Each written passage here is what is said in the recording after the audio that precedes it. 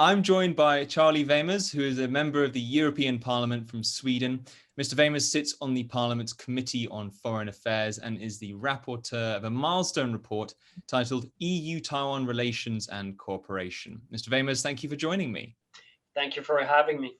Now, the European Parliament Foreign Affairs Committee passed your report last Wednesday, and it's a milestone. It's the first time the committee has drafted and passed a report on Taiwan. Your report calls for the EU to take a number of steps in strong support of Taiwan in various areas, including deepening trade links, ensuring cross-strait peace, and supporting Taiwan's participation in international organizations. And those recommendations will still need to pass the European Parliament's plenary session in October. What does this report mean for the future of EU-Taiwan ties, and what are its prospects of passing the European Parliament in the coming weeks? Well, the report is a forward-looking document that states the opinion of the overwhelming majority of the EU Parliament, and which can serve as the building stone for future bilateral EU-Taiwan relations. It sets out a clear message to the Commission and the European External Action Service, as well as the member states, to withstand Chinese pressure and stand for cooperation with Taiwan, which is our like-minded democratic partner in the Indo-Pacific. I think that the report will receive overwhelming cross-party support in plenary and therefore pass with a very large majority. Why is the EU seeking closer cooperation with Taiwan at this moment in time? Right now, we see a rise of Chinese belligerence, disinformation, and hostility against the West. And many of the like-minded democratic partners around the world, such as the EU, the US, Japan, South Korea, India, and Australia, have come to realize the urgent need to cooperate together in confronting the increasingly overt Chinese bullying. And given Taiwan's own difficult relationship with mainland China, including continuous Chinese belligerence against the island, Taiwan can serve as a very important example of how to withstand Chinese pressure, belligerence, and disinformation campaigns in both the Chinese-speaking world as well as in the English-speaking world, while standing strong on values such as freedom, democracy, and human dignity. And also, Taiwan has a very advanced, robust economy.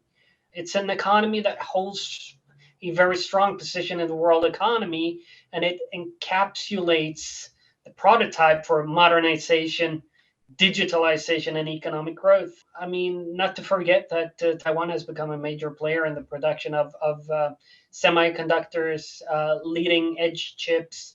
So in its very own right, Taiwan is an important economic partner for the European Union.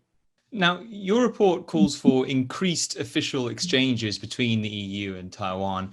What form do you see those exchanges taking? Well, historically, the EU and many member states have been very careful to avoid any high-level exchanges with Taiwanese officials because of Chinese pressure. And my report fully disagrees with that. It believes that European leaders need to meet with their Taiwanese counterparts publicly and openly. We need to have meetings between our heads of states, our foreign ministers, as well as secretary generals and director generals of our various ministries and departments in member states, as well as in the European institutions. And in terms of bringing, ties and relations perhaps onto a more sort of level and higher level footing, your report also recommends changing the name of the European Economic and Trade Office, which is the current name of the EU Representative Office in Taiwan, to the European Union Office in Taiwan. What would be the significance of this move? The current name suggests that our relations are solely economic, and I think we need to move away from that. The EU, its member states in Taiwan, share much more than just economic interests. We are like-minded democratic allies, and that needs to be reflected in all levels of cooperation, including the name change of the EU's office in Taiwan. Now, your report also expresses concern over China's aggression towards Taiwan. How can the EU help to maintain peace in the Taiwan Strait? The EU needs to continue to work with its like-minded democratic allies in the region and around the world, including the United States, Australia, India, Japan, South Korea, to confront this increased Chinese belligerence and also economic blackmail, which really puts a strain on the independence of the foreign policy of a small country throughout the world. I very much support increased NATO cooperation vis-a-vis China as well. We need to cooperate not only diplomatically, but also militarily against this common threat. The need to increase trade with Taiwan, as well as other countries in the region, would be an important signal to China as well. Honestly, the West needs to wake up and smell the coffee, needs to divest from China, urgently expand trade with its other partners in the region. I know it's hard, and Taiwan can testify that that's hard, but only that way the West would signal that we will not kowtow, that we won't tolerate Chinese belligerence in the region and beyond. Mr. Weimers, thank you for joining me. Thank you so much.